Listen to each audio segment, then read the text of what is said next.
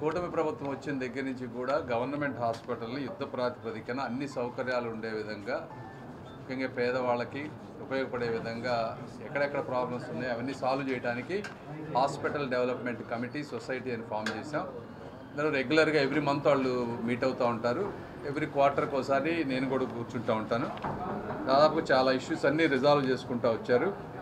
ముఖ్యంగా ఈసారికి వచ్చేటప్పటికి ఈ శంకర విలాస్ బ్రిడ్జ్ వల్ల హాస్పిటల్ కాంపౌండ్ వాల్ ట్రాన్స్ఫార్మర్లు అవన్నీ స్విచ్ చేయాల్సి వస్తుంది. ఒక 80 లక్షలు ఖర్చు అవుతుంది. దానికి కోఆర్డినేషన్ మున్సిపాలిటీ నుంచి కావాలని అడిగారు.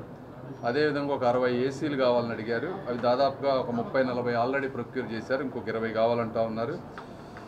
అదేవిధంగా హాస్పిటల్లో కంప్యూటర్స్ కావాలని అడిగారు. అవి కొంచెం సాఫ్ట్వేర్ కంపెనీస్లో వాళ్ళు వాడని కంప్యూటర్స్ ఉంటాయి. అవి వీళ్ళకి ఉపయోగపడతాయి. అవి తీసుకొచ్చే బాధ్యత మేము తీసుకుంటాం.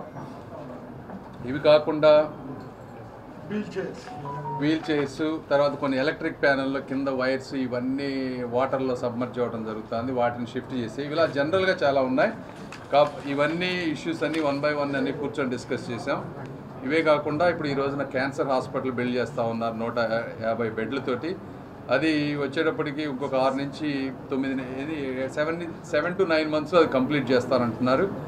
ఈ క్యాన్సర్ సెంటర్ని కూడా లెవెల్ 1 క్యాన్సర్ సెంటర్గా అప్గ్రేడ్ అవుతుంది. అదేవిధంగా ఫస్ట్ టైము మంచి పెట్ స్కాన్ ఇక్కడికి రాబోతూ ఉంది. అది ఒక 1.5 monthలో అది కూడా స్టార్ట్ అవుతుంది. దానికి కావాల్సిన టెక్నీషియన్స్ రిక్రూట్మెంటు వర్క్ చేస్తూ ఉన్నాం. అదేవిధంగా తులసి రామచంద్ర ప్రభు గారు ఇచ్చినటువంటి సర్వీస్ బ్లాక్, దానికి కావాల్సిన ఫైనల్ ప్లాన్స్ అన్నీ కూడా ఫైనలైజ్ అయిపోయినాయి. ఇవి కూడా వాళ్ళు త్వరలో భూమి పూజ చేస్తారు దానికి. సో ఓవరాల్గా జనరల్ ఇష్యూస్ అన్నీ సాల్వ్ చేసాం. ఇంకా అక్కడక్కడ ప్రెస్లో వస్తున్నటువంటి బ్లడ్ బ్యాంకులు ఇష్యూస్ కానీ, మార్చరీలు పోస్ట్ మార్టం దగ్గర ఇష్యూస్ కానీ, అక్కడక్కడ ఉన్నటువంటి చిన్న చిన్న అవినీతి ఏమన్నా ఉంటే అవి కూడా కట్ చేస్తూ ఉన్నాం. ఏదేమైనప్పటికీ ఓవరాల్గా హాస్పిటల్ మీరు ఫీడ్బ్యాక్ తీసుకోండి, చాలా బెటర్ అవుతుంది. క్లీనినెస్ కానీ, ఫుడ్ దగ్గర నుంచి కానీ, అదే ఫుడ్ కూడా బయట నుంచి ఎట్లా పడితే అట్లా తీసుకొచ్చి పెట్టడం, శానిటేషన్ ఇష్యూస్ ఉన్నాయి. సో బయట నుంచి ఫుడ్ ఎలా చేయకుండా, ఎందుకంటే లోకల్గా ఉన్న వాళ్ళే చక్కగా ఫుడ్ అంతా కూడా 100% సర్వ్ చేస్తున్నారు.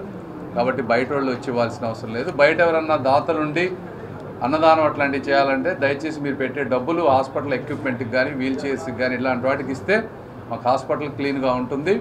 అదేవిధంగా నిజంగా హాస్పిటల్కి ఉపయోగపడుతుంది, పేదవారికి ఉపయోగపడుతుంది. లేదంటే మీరు బయట నుంచి తెచ్చేసి ఆ ఫుడ్ అట్లా పెడేసి తర్వాత దాన్ని క్లీన్ చేయకుండా అంతా ఎలుకలు వచ్చేసి ఇవన్నీ ఇబ్బందులు అవుతున్నాయి. కాబట్టి దయచేసి దాతలు ఎవరన్నా ఉంటే ఆ విధంగా సహకరించాలని కోరుకుంటున్నాం. ఏదైనప్పటికీ సూపరింటెండెంట్ గారు కూడా బాగా చేస్తూ ఉన్నారు. ఇంత ముందుగానే చాలా బెటర్ అయింది హాస్పిటల్. నాట్కో వారు వాళ్ళు మరి 100 కోట్లు ఖర్చు పెట్టి హాస్పిటల్స్ కానీ, పెట్ స్కాన్స్ కానీ ఇవన్నీ బిల్డ్ చేస్తూ ఉన్నారు. నాట్కో చౌదరి గారికి మరొకసారి ధన్యవాదాలు. అదేవిధంగా నజీర్ గారు ఇదంతా కోఆర్డినేట్ చేసుకుంటూ రెగ్యులర్గా డెవలప్మెంట్ దాంట్లో ఇన్వాల్వ్ అవుతూ అన్ని సమస్యలు పరిష్కరిస్తూ ఉన్నారు. ప్రత్యేకంగా నజీర్ గారికి కూడా అభినందనలు. Thank you.